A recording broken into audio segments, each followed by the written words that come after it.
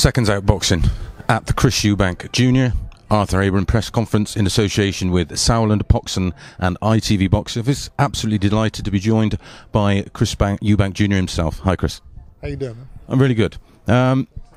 Watched your career massively from when you turned pro, because you didn't have very much of an amateur career, although you made waves in state Golden Gloves championships, didn't you, in America?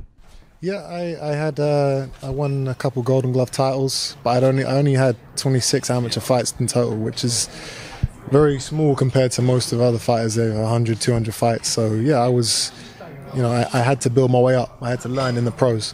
Yeah, I mean, you turned pro pretty, I was going to say, almost a novice with just 26 fights, although we've been in good company in America. I'm fascinated.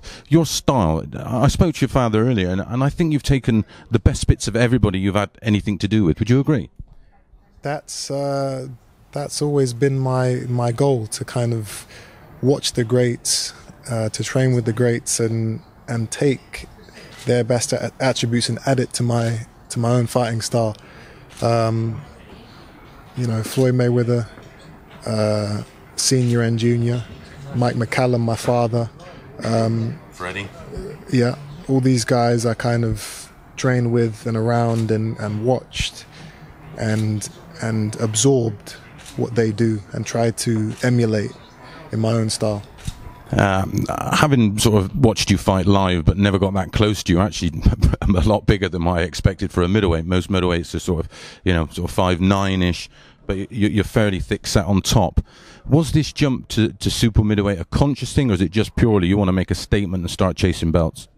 It was an opportunity that arose that I took. Guys didn't want to fight me in the middleweight division, so I had to move up to middleweight, super middleweight.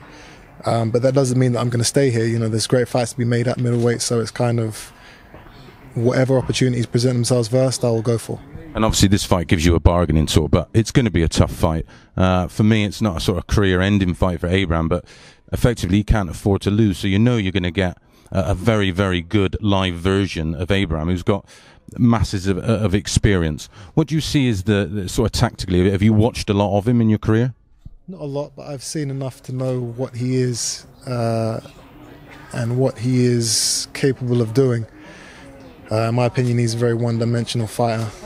That one dimension is very good. He's very solid, but it takes a lot more than what he can bring to the table to defeat a fighter like me. Yeah, I think for me, from the outside looking in, it's one of those fights where you can actually swarm him, and I personally think you're going to do something that's never been done before, apart from a TKO, is get the stoppage because of the volume. I think the ref might have to save him, but make no mistake, I'm not going to undersell this fight. This is a great fight. When Barry Hearn comes out and says this is a box, this is a pay-per-view. It's a genuine pay-per-view fight, and it comes with risks. Do you feel that Abraham will bring the best out in you, especially with your style?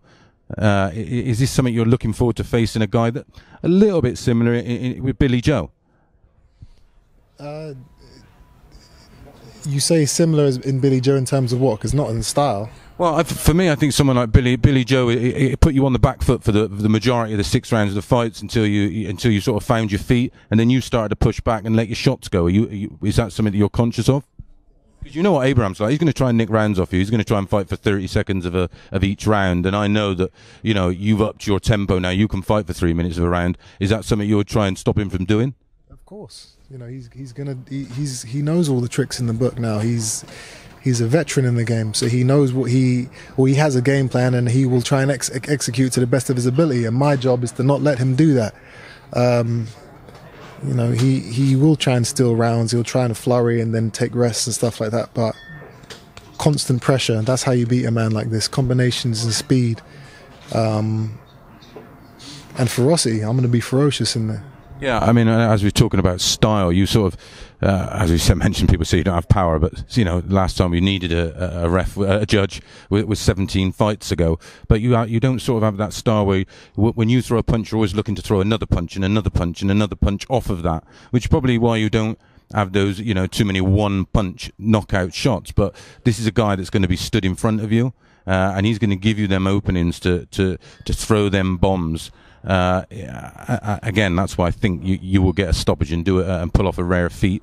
And I know it's hard to look past these kind of fights because it's a dangerous fight for you.